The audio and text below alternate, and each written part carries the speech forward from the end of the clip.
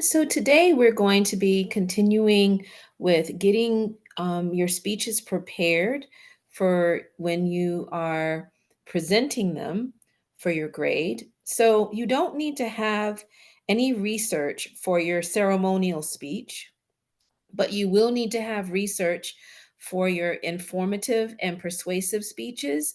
So today's lecture will focus on building responsible knowledge and supporting your ideas.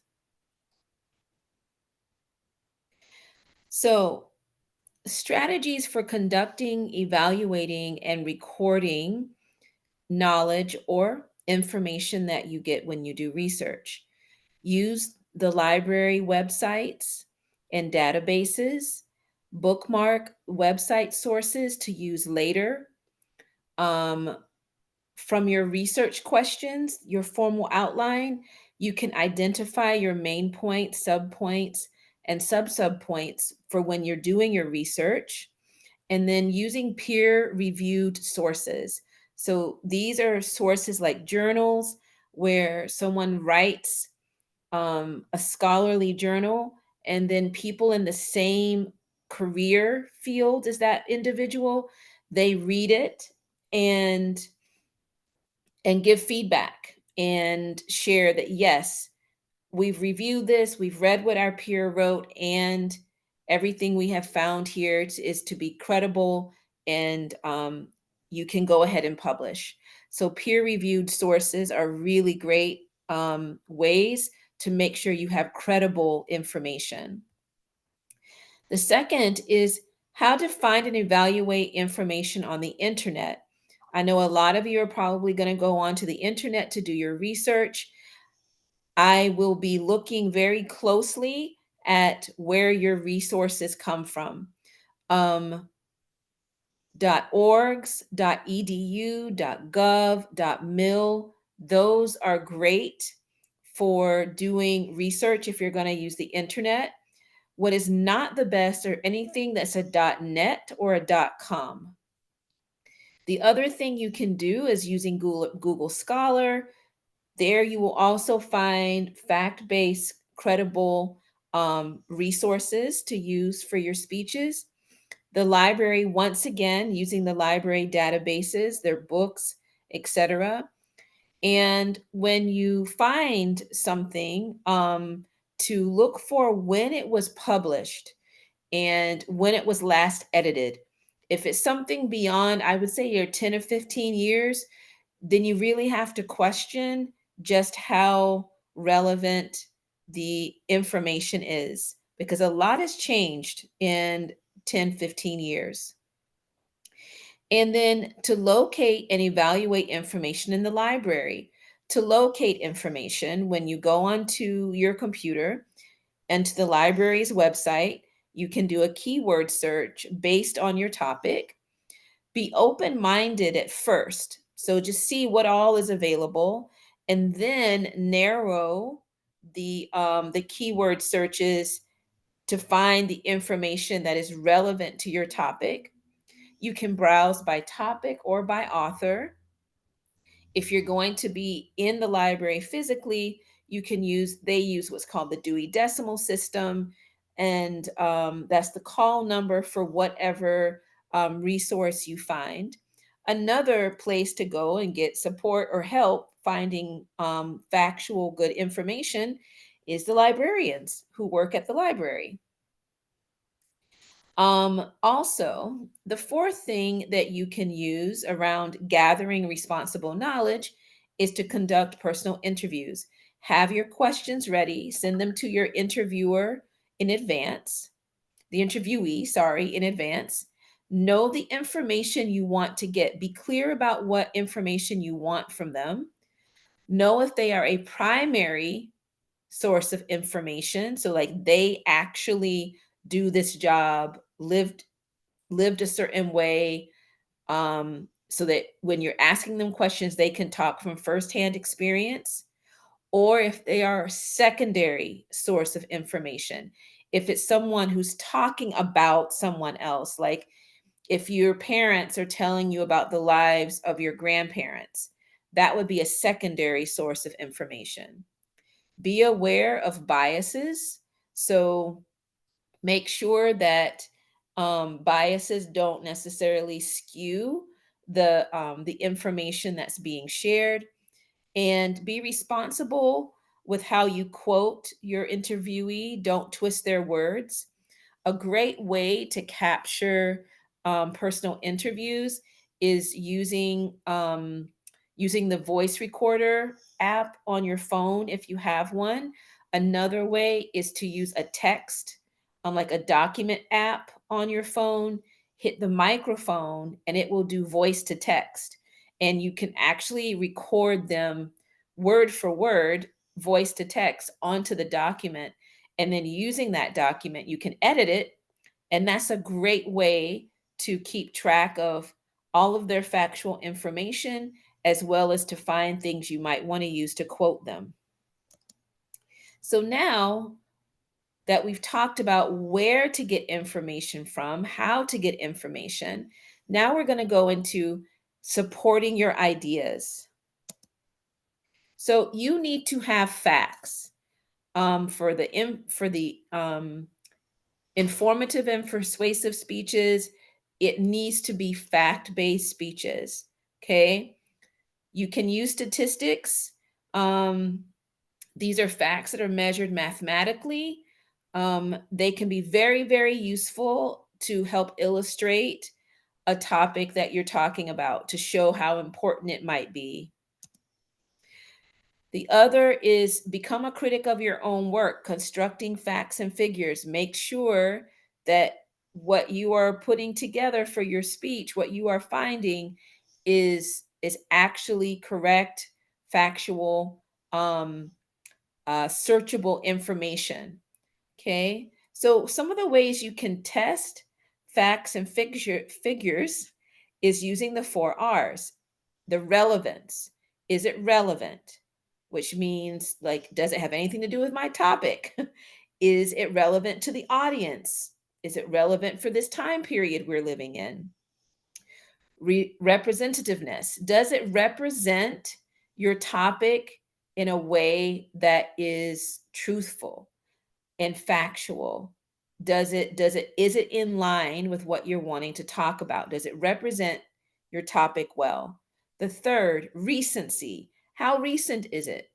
Like I said before, if something's over 20 years old, you might want to question just how recent or useful it is, unless it's been edited more recently, edited and updated, then that's a different story. Okay.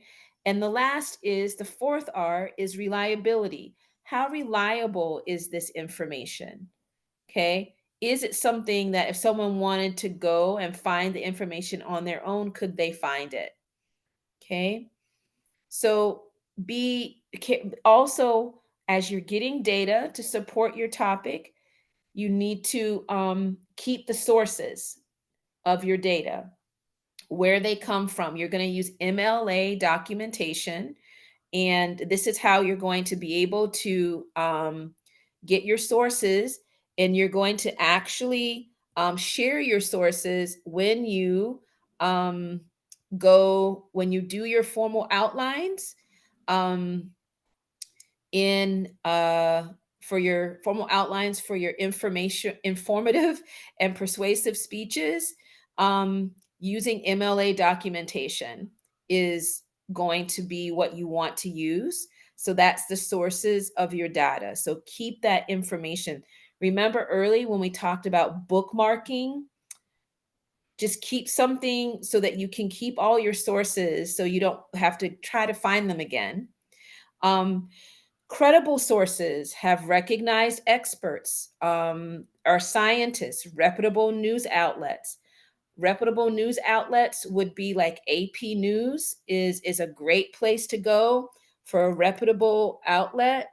Um, so be very careful about um, what you use as news outlets, because there's a lot of fake news out there. There's a lot of news that is very biased, and not necessarily for the best interest of facts that so being very, very careful about the kind of news sources that you use. Okay. And actually, while I'm talking, I'm actually trying to find something here for you that I'm going to show you in just a moment. All righty. Um, let's see here. So that is finished with that part of it.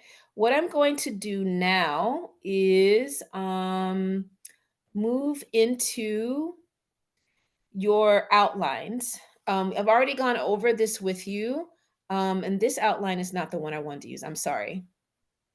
Okay, so this is an outline of an informative speech that one of my students did, and she did a great job. Here she has her thesis statement. Her introduction is very short. She just used short phrases. She puts a transition in there. So she has this sentence so that she's transitioning from her introduction to her body. And then she has her main point, one main point, classroom management, subpoint, subpoint, subpoint. And then all these are subpoints. The cool thing that she did, because when you do research, I'm requiring you to also include quotes. Anything you list as a source on your document, on your outline, has to be quoted, or you will lose points on your speech. And what she did was actually put her quotes into her outline so that I could see where they came from. So she has the quote and the document it came from. Here's her another quote and the document it came from.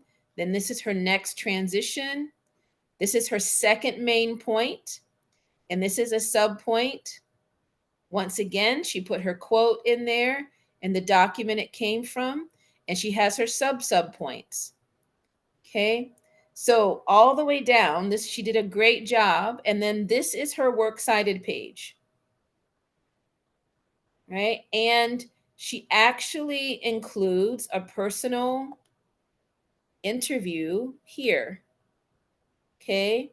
So make sure that your works cited page, your sources need to be organized in alphabetical order. Okay. So that's just an example of how she did a great job doing research and then supporting her ideas with the research that she did. The next thing I want to look at, and I'm sorry, there's all these ads that keep popping up, but I thought this was a great thing to look at. This is a Forbes magazine online. So these are all recognized, credible sources that you can use for news. So there's the New York Times, the Wall Street Journal, the Washington Post, BBC, The Economist, the New Yorker, the Associated Press, Reuters, and Bloomberg News. These are very good to use. Foreign Affairs, The Atlantic, Politico. Okay. So those are just ideas of places you can go to find good, credible information. The last thing I want to share with you is an MLA citation generator. I literally just typed in MLA into my browser, and it pulled up the MLA citation generator. So what you're going to do is paste in, like if you're using a website, paste in that information and it'll give you MLA format. And that's what you will use on your works cited page. Okay, so that's what you will use. Here, sorry. Um, here on like here on her works cited page, it would look similar to this. Okay, so that is the lecture today on supporting your ideas and building responsible knowledge.